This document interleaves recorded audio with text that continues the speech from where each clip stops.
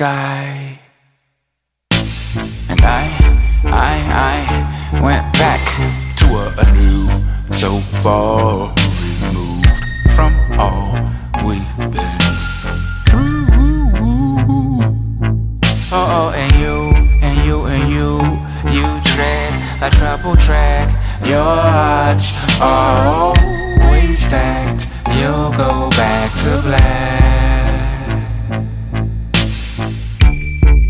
We only said goodbye with words.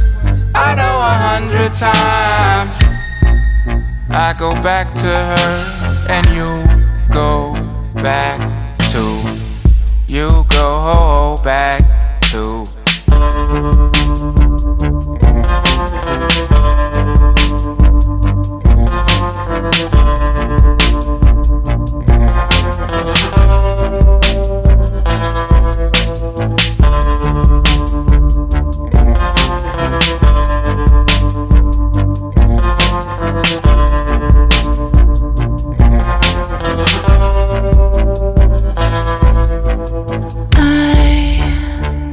I love you much. It's not enough. I love blowing you a love puff. And life is like a pipe, and I'm a tiny penny rolling up the walls inside.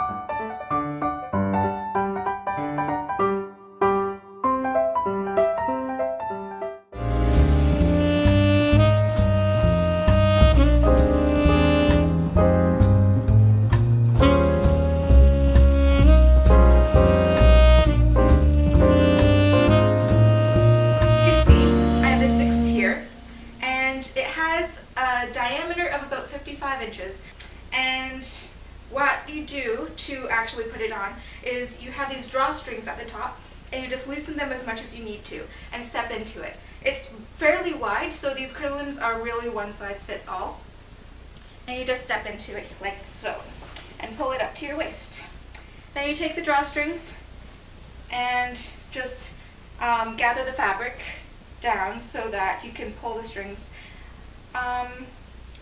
tightly, but not too tightly, around your waist.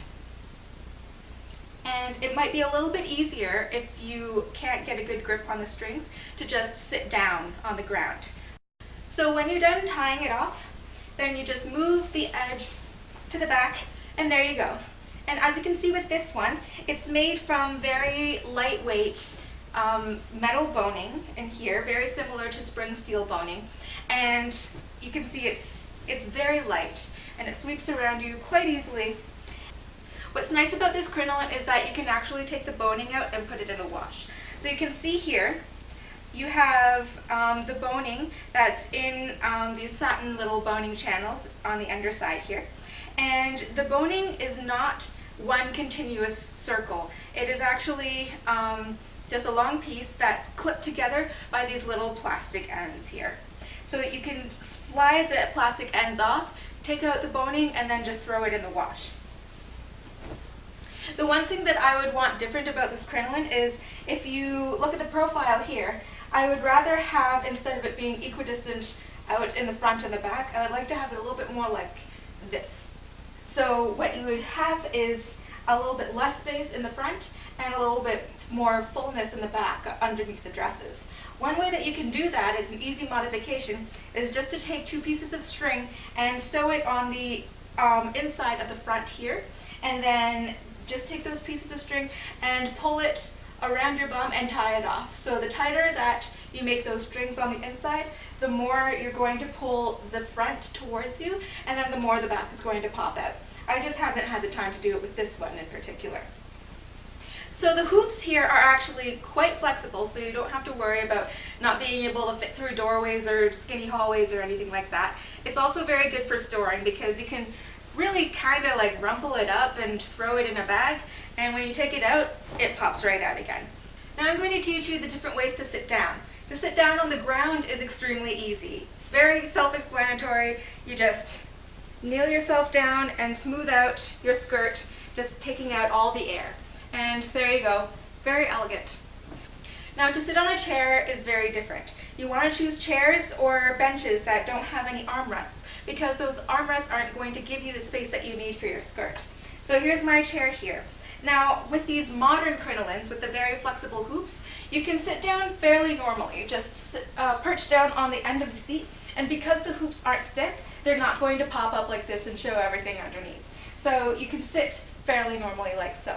However, if you want to be proper about it, what you would do before you sit down on the chair, just take your foot and lift it up like so, and place your hoops on the back of the chair.